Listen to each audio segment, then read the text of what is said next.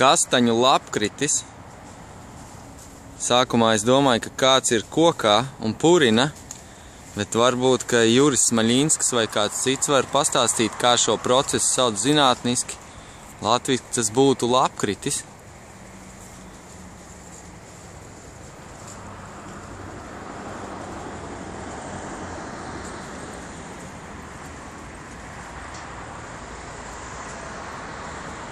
Šis konkrētais kastanis atrodas netālu no Ķekavas novada turisma informācijas centra un muzeja un baznīcas.